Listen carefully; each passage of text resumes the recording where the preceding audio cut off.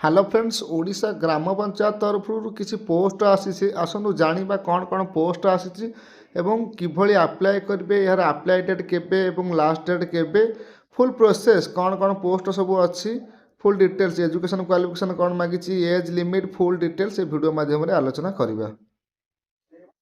प्रथम आपण मोबाइल जेकोसी ब्राउजर ओपन करेंगे ओपन कर सर्च करेंगे Odisha space GOVT space job.in Odisha GOVT job.in लिखिक सर्च करेंगे। देखो फास्ट जो वेबसाइट ओपन होता ओडिशा GOVT रो ऑफिशियल वेबसाइट आप वेबसाइट उपर क्लिक करेंगे।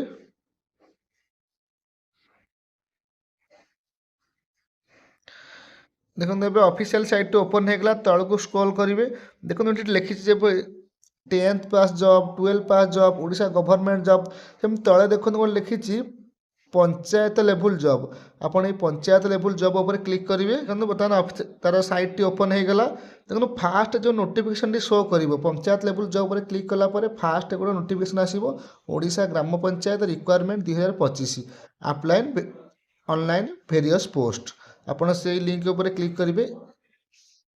देखो बर्तमान पोस्ट साइट ओपन होगा।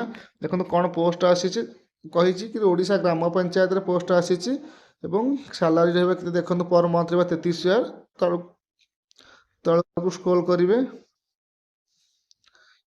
देखो लिखिदे फुल डिटेल्स कि पोस्ट टी क्यों ऑर्गेनाइजेशन तरफ आसी ना ऑफिस ऑफ द पंचायत समिति collector and district magistrate type of job कौन रहा कंट्राक्चुअल रच वर्ष पर यहाँ रेगुलर कैटेगरी कौन ना ओडिशा गवर्नमेंट जॉब रोस्ट कौन सब अच्छी ना technician and non technician post अच्छी।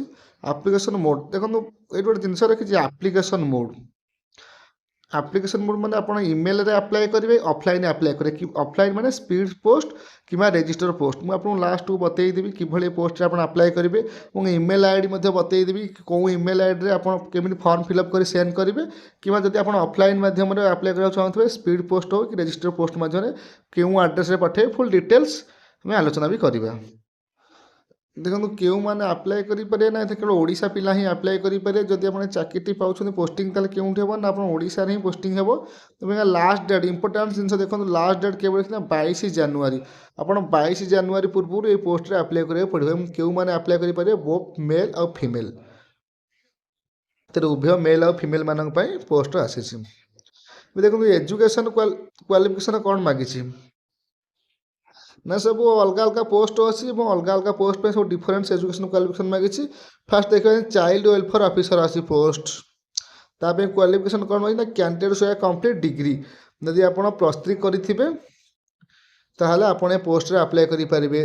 आ गोटे पोस्ट आज कौन देखो आउ गोटे पोस्ट आज सुपरटेडेंट जब इथे आप +3 भी प्लस करेंगे ताहले इथे अप्लाई करेंगे। गोटे आज काउनसिलर आप इथे जब भी +3 करेंगे कौन सोशल वर्क सोशियोलोजी की फिजियोलोजी पब्लिक हेल्थ यही सब नहीं +3 पास करेंगे आ कंप्यूटर एक्सपीरियंस थी ताहले आप इथे अप्लाई करेंगे।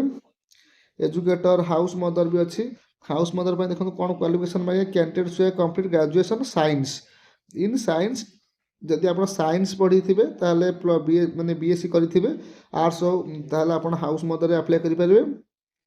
गोटे art and craft come music teacher इथे कौन ना candidate should have past bachelor degree diploma जदि आप साइंस +3 करेंगे कि डिप्लोमा करेंगे आप अप्लाई करेंगे।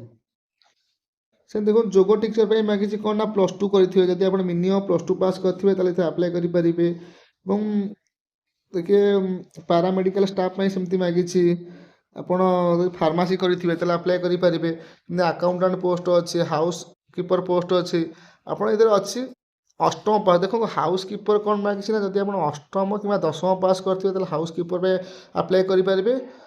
कुक रोषियापाई आप अष्टम दशम ये दुईट पोस्ट किसी पोस्ट अच्छी देखूँ जदि अष्टम रु 10वीं पास करेंगे आप अप्लाई करेंगे जमी house keeper cook helper cum night watchman candidate should complete under matric जदि आप 10वीं भी मिनिमम अष्टम पास करेंगे ये अप्लाई करेंगे। ମ୍ୟାନେଜର କୋର୍ଡିନେଟର ପାଇଁ ସେମିତି ମାଗିଛି ଗ୍ରାଜୁଏସନ୍ କରିଥିବେ, କିଛି ଏକ୍ସପିରିଏନ୍ସ ସାର୍ଟିଫିକେଟ୍ ମାଗିଛି ମଧ୍ୟ। ମ୍ୟାନେଜର କୋର୍ଡିନେଟର ଲାଗିଛି +3 କରିଥିବେ ଏବଂ 3 ବର୍ଷ କୌଣସି ସୋସିଆଲ ଗଭର୍ଣ୍ଣମେଣ୍ଟରେ ଇନକମ୍ ମାନେ ଏକ୍ସପିରିଏନ୍ସ ଥିବ।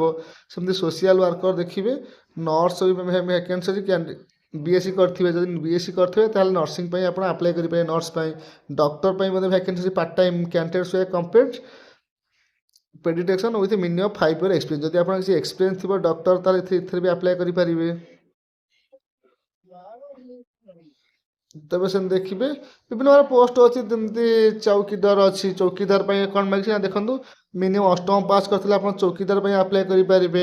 ଆଇଏଏସ୍ ପାଇଁ କ'ଣ ଅଛି, ଆପଣ ସେ ମିନିମମ୍ ଅଷ୍ଟମ ପାସ୍ କରିଥିଲେ ଏଥିପାଇଁ ଆପ୍ଲାଏ କରିପାରିବେ। ପୋଷ୍ଟ ନାଁ ମୁଁ କହିଦେଇଛି, ଦେଖନ୍ତୁ କ'ଣ କ'ଣ ସବୁ ପୋଷ୍ଟ ନାଁ ଅଛି ମୁଁ ତ ଆପଣଙ୍କୁ ବତେଇଦେଲି। Superintendent, counsellor, child welfare, paramedical staff, accountant, educator, music teacher, ବହୁତ ସାରା ପୋଷ୍ଟ ଅଛି। Cook, night watchman, housekeeper, nurse and doctor, ଚୌକିଦାର, ବିଭିନ୍ନ ପ୍ରକାର ପୋଷ୍ଟ ଅଛି। ଆପଣଙ୍କ କ୍ୱାଲିଫିକେସନ୍ ଅନୁସାରେ ଆପଣ ଆପ୍ଲାଏ କରିବେ। ଏବେ ତ କେଉଁମାନେ ଆପ୍ଲାଏ କରିଥିବେ, ଏଜ୍ ଲିମିଟ୍ କ'ଣ ମାଗିଛି ନା ଦେଖନ୍ତୁ, ନା ମିନିମମ୍ 21 ବର୍ଷ ହୋଇଥିବ ଓ ମ୍ୟାକ୍ସିମମ୍ 45 ବର୍ଷ ହୋଇଥିବ, ତାହେଲେ ଆପଣ ଆପ୍ଲାଏ କରିପାରିବେ।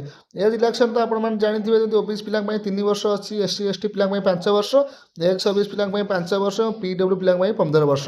ଆପଣ ଏଜ୍ ଲିମିଟ୍ ବି ଜାଣିଥିବେ, ମିନିମମ୍ 21 ବର୍ଷ ହୋଇଥିବ ଆଉ ମ୍ୟାକ୍ସିମମ୍ ତ କହିଦେଲି। ଏଜ୍ ରିଲାକ୍ସେସନ୍ ଆପଣ ସେଇ ଅନୁସାରେ ଆପ୍ଲାଏ କରିବେ। ଦେଖନ୍ତୁ ସାଲାରୀ କ'ଣ ରଖିଛି ନା 16ଟି ପୋଷ୍ଟ ଏଥିରେ ଭ୍ୟାକେନ୍ସି ଅଛି ଏବଂ ସବୁ ପୋଷ୍ଟ ପାଇଁ ଅଲଗା ଅଲଗା ସାଲାରୀ ରହିଛି। ଯେମିତି ଚାଇଲ୍ଡ ୱେଲଫେୟାର ପାଇଁ ଆପଣ 23,170 ଟଙ୍କା ସାଲାରୀ ରହିବ। ସୁପରିଟେଣ୍ଡର ପାଇଁ 33,100 ରହିବ। କାଉନସିଲର ପାଇଁ 23,170 ରହିବ। ଡିଟେଲ୍ସ ଦେଖିନେବେ। ହାଉସ୍ ମଦର ପାଇଁ କେତେ ଅଛି, PT ମାଷ୍ଟର ପାଇଁ କେତେ ଅଛି, ଯୋଗ ଟିଚର ପାଇଁ ଅଛି, ପାରାମେଡ଼ିକାଲ ଷ୍ଟାଫ୍ ପାଇଁ, ଆକାଉଣ୍ଟାଣ୍ଟ ପାଇଁ ଦେଖନ୍ତୁ, ଆକାଉଣ୍ଟାଣ୍ଟ ପାଇଁ ରହିଛି 18,000 ଏବଂ କୁକ୍ଟା ପାଇଁ ଅଷ୍ଟମ ପାସ୍ ମାଗିଛି। ଆପଣଙ୍କ ସାଲାରୀ ରହିବ କେତେ, 9,930। ଏଇଟା କ'ଣ ନା, ଯଦି ଆପଣ ଅଷ୍ଟମ ପାସ୍ କରିଥିବେ ତାହେଲେ ଆପଣ ଏ ପୋଷ୍ଟରେ ଆପ୍ଲାଏ କରିପାରିବେ। କି ନାଇଟ୍ ୱାଚମ୍ୟାନ୍ ସେ ଯଦି ଅଷ୍ଟମ ପାସ୍ କରିଥିବେ ଆପଣ ଏଠି ଆପ୍ଲାଏ କରିପାରିବେ। ସାଲାରୀ କେତେ ରଖିଛି, 7,944 ରଖିଛି। Manager coordinator 23,170। ସୋସିଆଲ ୱାର୍କର ରଖିଛି 18,536, +3 ମାଗିଛି। ତ ନର୍ସ ପାଇଁ ମାଗିଛି କ'ଣ ନା ବିଏସ୍ସି ମାଗିଛି, ଯଦି ବିଏସ୍ସି କରିଥିବେ ଆପ୍ଲାଏ କରିପାରିବେ। ଡକ୍ଟର ପାଇଁ ମାଗିଛି 9,930 ସାଲାରୀ ରଖିଛି ଏବଂ ଚୌକିଦାର ପାଇଁ ରଖିଛି 7,944 ଏବଂ କ୍ୱାଲିଫିକେସନ୍ ମାଗିଛି କ'ଣ ନା 8 ପାସ୍। ଯଦି ଆପଣ ଅଷ୍ଟମ ପାସ୍ ମିନିମମ୍ କରିଥିବେ ତାହେଲେ ଚୌକିଦାର ପାଇଁ ମଧ୍ୟ ଆପ୍ଲାଏ କରିପାରିବେ।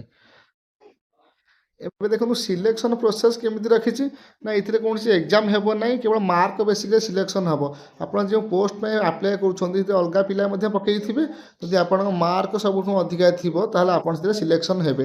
ଦେଖନ୍ତୁ ଇଣ୍ଟରଭ୍ୟୁ ନାହିଁ, ଲେଖିଛି ନୋ ଏକ୍ଜାମ୍, କେବଳ ମାର୍କ ବେସିକ୍ରେ ସିଲେକ୍ସନ୍ ରହିବ ଆଉ ନୋ ସ୍କିଲ୍ ଟେଷ୍ଟ। କିଛି ସ୍କିଲ୍ ଟେଷ୍ଟ ବି ନାହିଁ, କେବଳ ମାର୍କ ବେସିକ୍ରେ ସିଲେକ୍ସନ୍ ହେବ, ଡକୁମେଣ୍ଟ ଭେରିଫିକେସନ୍ ହେବ। ଦେଖନ୍ତୁ ଏଥିରେ ମୂଳରୁ କହିଛି କୌଣସି ଏକ୍ଜାମ୍ ନାହିଁ, କେବଳ ଇଣ୍ଟରଭ୍ୟୁ ରହିବ।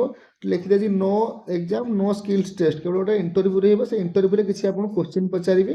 ଆପଣ ଯେଉଁ ପୋଷ୍ଟ ପାଇଁ ଆପ୍ଲାଏ କରିଥିବେ, ଯଦି ଆପଣ ମ୍ୟାନେଜର ପାଇଁ ଆପ୍ଲାଏ କରିଥିବେ ତାହେଲେ ସେଇ ଲେବୁଲ୍ର କୋଶ୍ଚିନ୍ ଆସିବ। ଯଦି ଆପଣ କୁକ୍ ପାଇଁ ରୋଷେଇ ଆପ୍ଲାଏ କରିଥିବେ ତାହେଲେ ସେମିତି କିଛି ପ୍ରଶ୍ନ ପଚାରିବେ ନାହିଁ ଆପଣଙ୍କୁ। କେବଳ ଏଠାରେ ହାୟର ଲେବୁଲ୍ ପାଇଁ କିଛି ପ୍ରଶ୍ନ ପଚାରିବେ, ଯେମିତି ମ୍ୟାନେଜର ହେଉ, ଯେଉଁଥିରେ +3 ମାଗିଥିବ, ଯେଉଁଥିରେ ମିନିମମ୍ ଗ୍ରାଜୁଏସନ୍ ମାଗିଥିବ, ସେଇ ଲେବୁଲ୍ରେ କିଛି ପ୍ରଶ୍ନ ପଚାରିବେ। ହାୟର ସେକେଣ୍ଡାରୀ 10ମ ଶ୍ରେଣୀରୁ କିଛି ମାନେ କିଛି କୋଶ୍ଚିନ୍ ଆସିବ, ଗ୍ରାଜୁଏସନ୍ ଲେବୁଲ୍ରୁ କିଛି ଆସିବ ଆଉ ପୋଷ୍ଟ ଗ୍ରାଜୁଏସନ୍ରୁ କିଛି ଆସିବ। ମାନେ କି ସହଜ କୋଶ୍ଚିନ୍ ଆସିବ, ଯେହେତୁ ଅଣ୍ଡର ମାର୍କିଂ ମାଗିଛି। ଯେଉଁ ପୋଷ୍ଟ ସବୁ ଅଛି, ଅଷ୍ଟମ କୁକ୍ ହେଲା କି ନାଇଟ୍ ୱାଚମ୍ୟାନ୍, ଆ ପାଇଁ ତ କିଛି ସେମିତି କିଛି ରହିବନି, ମାନେ କିଛି ପ୍ରଶ୍ନ ପଚାରିବେନି ଆପଣଙ୍କୁ।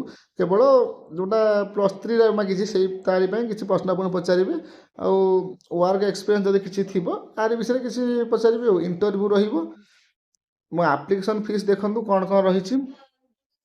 ଏଥିରେ ସବୁ ବର୍ଗର ପିଲାଙ୍କ ପାଇଁ ଫ୍ରି ରହିଛି, ଯେମିତି ଜେନେରାଲ ହେଉ କି SC ST OBC ପିଲା କି ଫିଜିକାଲ୍ ହ୍ୟାଣ୍ଡିକ୍ୟାପ୍ଟ, ସବୁ ପିଲାଙ୍କ ପାଇଁ ଏଥିରେ ଆପ୍ଲିକେସନ୍ ଫିସ୍ 0 ରହିଛି।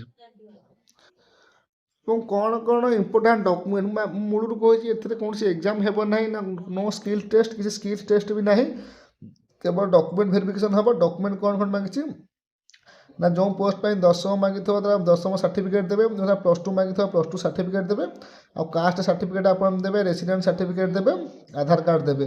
ଆଉ ଏମ୍ପ୍ଲୟମେଣ୍ଟ ରେଜିଷ୍ଟ୍ରେସନ୍ ଜାଣିଥିବେ, ଏମ୍ପ୍ଲୟମେଣ୍ଟ ରେଜିଷ୍ଟ୍ରେସନ୍ ଅଫିସ୍ ଯଦି ଆପଣ ନାଁ ରେଜିଷ୍ଟର କରିଥିବେ ତା ନମ୍ବରଟା ଦେବେ ଆଉ ପାସପୋର୍ଟ ଫଟୋ 2 ପିସ୍ ଦେବେ।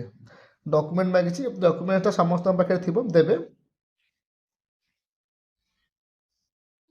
ଦେଖନ୍ତୁ ଏଇଟା ଆର ଆପ୍ଲାଏ ଡେଟ୍ କେବେ ରଖିଛି ନା 4 ଜାନୁଆରୀ।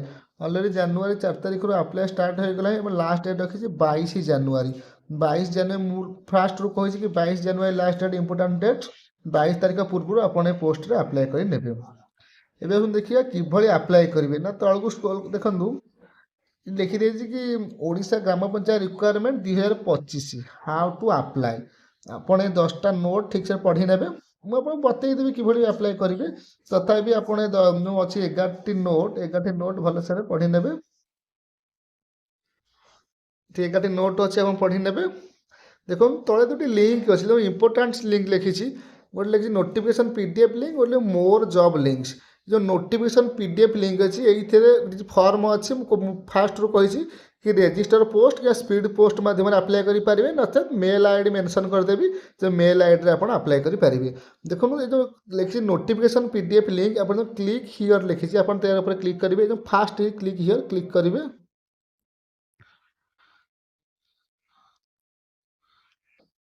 ଦେଖନ୍ତୁ ନୋଟିଫିକେସନ୍ ଲିଙ୍କ୍ ଉପରେ କ୍ଲିକ୍ କଲା ପରେ କିଛି ଏଇଭଳିଆ କିଛି ପେଜ୍ ଓପନ୍ ହେଇଯିବ। ଏଥିରେ 7ଟି ପେଜ୍ ଅଛି। ଏଠି ଦେଖନ୍ତୁ ଏଥିରେ 7ଟି ପେଜ୍ ଅଛି। ଆପଣ ଫାଷ୍ଟ ପେଜ୍ ଦେଖିବେ କି କେବେ ଆସିଥିଲା ନୋଟିଫିକେସନ୍ଟି। ଦେଖନ୍ତୁ ଯେଉଁ କହିଥିଲି କିଭଳି ଆପ୍ଲାଏ ହେବ। ଫାଷ୍ଟ ଦେଖନ୍ତୁ ଏ ମେଲ୍ ଆଇଡ଼ିଟା ଆପଣ ଲେଖା କରିବେ www.odisha.government.in ମାଲକାନଗିରି.odisha.government ଏ ମେଲ୍ ଆଇଡ଼ିଟା ଲେଖା କରିଥିବେ। ତଳକୁ ସ୍କ୍ରୋଲ୍ କରିବେ। କହିଛି ଦେଖନ୍ତୁ କେଉଁଥିରେ କେତେ ପୋଷ୍ଟ ଅଛି, ଏଥିରେ ମେନସନ୍ କରିଦେଇ ସୁପରିଟେଣ୍ଡର ପାଇଁ ଗୋଟେ ପୋଷ୍ଟ ଅଛି ଏବଂ ସାଲାରୀ କେତେ କ'ଣ ରହିବ। ବୟସ 21ରୁ 45, 31,500 ସାଲାରୀ ରହିବ। ସେମିତି କାଉନସିଲର ଫିମେଲ୍ ପାଇଁ ଗୋଟେ ପୋଷ୍ଟ ଅଛି, ଚାଇଲ୍ଡ ୱେଲଫେୟାର ପାଇଁ ଗୋଟେ ପୋଷ୍ଟ ଅଛି, ହାଉସ୍ ମଦର ବା ପାରାମେଡ଼ିକାଲ ଷ୍ଟାଫ୍ ପାଇଁ ଗୋଟେ ପୋଷ୍ଟ ଅଛି। ସାଲାରୀ ରହିବ କେତେ ନା 11,916। ପାରାମେଡ଼ିକାଲ ଗୋଟେ ପୋଷ୍ଟ, ଏଜ୍ ମାଗିଛି 21ରୁ 45। ଡିଟେଲ୍ସ ଦେଖିଦେବେ ଫାଷ୍ଟ। ସେମିତି ଏଡୁକେଟର, ହେଲ୍ପର, ହାଉସ୍ କିପର ସବୁ ଡିଟେଲ୍ ଲେଖି ଦେଖନ୍ତୁ ଏଠାରେ କ୍ଲିୟରଲି ପୁରା ମେନସନ୍ କରିଛି। ହାଉସ୍ କିପର ପାଇଁ 8ମ ପାସ୍ ମାଗିଛି, 7,944 ସାଲାରୀ ରହିବ, 21ରୁ 45 ବର୍ଷ, ଏଜ୍ ମାଗିଛି। ଆଉ ତଳକୁ ସ୍କ୍ରୋଲ୍ କରିବେ। ନର୍ସ ଲେଖିଛି, ଚୌକିଦାର ଲେଖିଛି। ମୁଁ ଆପଣଙ୍କୁ କହିଥିଲି ଚୌକିଦାର ପାଇଁକି 8ମ ପାସ୍ ମାଗିଛି ବୋଲି। ସାଲାରୀ ରହିବ 7,944।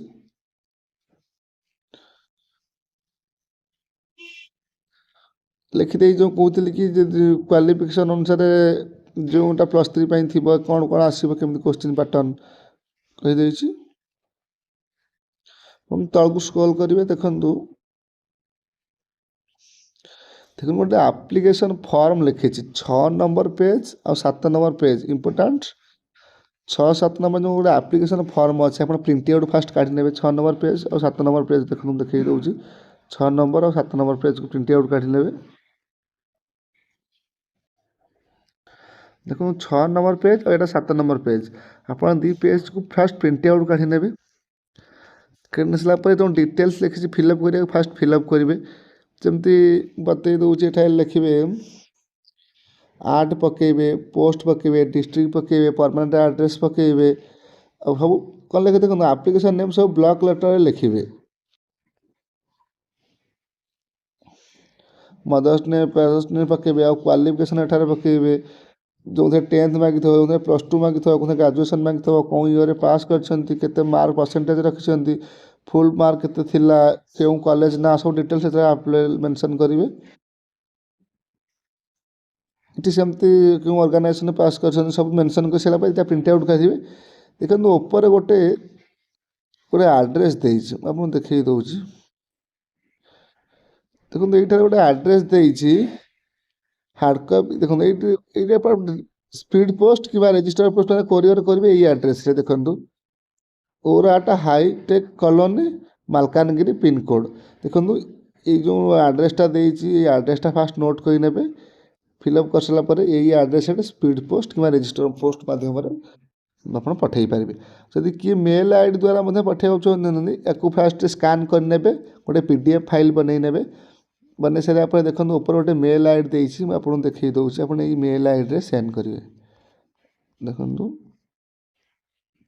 ଯେଉଁ ମେଲ୍ ଆଇଡ଼ିଟା ଏଠାରେ ଲେଖିଛି, ଏଇ ମେଲ୍ ଆଇଡ଼ି ମାଧ୍ୟମରେ ଆପଣ ଚାହିଁଲେ ଫାଷ୍ଟ ପ୍ରିଣ୍ଟ ଆଉଟ୍ କାଢ଼ିବେ କହିଛି, ତାକୁ ଫିଲ୍ଅପ୍ କରିବେ, ସ୍କାନ୍ କରିକି PDF ଫାଇଲ୍ ବନେଇକି ଏଇ ମେଲ୍ ଆଇଡ଼ିରେ ସେଣ୍ଡ କରିବେ। କିମ୍ବା ତଳେ ଯେଉଁ ଆଡ୍ରେସ୍ଟା ଦେଖେଇବି ସେ ଆଡ୍ରେସ୍ରେ ସ୍ପିଡ୍ ପୋଷ୍ଟ କିମ୍ବା ରେଜିଷ୍ଟର ପୋଷ୍ଟ ମାଧ୍ୟମରେ ସେଣ୍ଡ କରିବେ। ଯଦି ଭିଡ଼ିଓଟି ଭଲ ଲାଗିଥିବ ତାହେଲେ ଆମ ଚ୍ୟାନେଲକୁ ସବସ୍କ୍ରାଇବ୍ କରିବେ। Thanks for watching.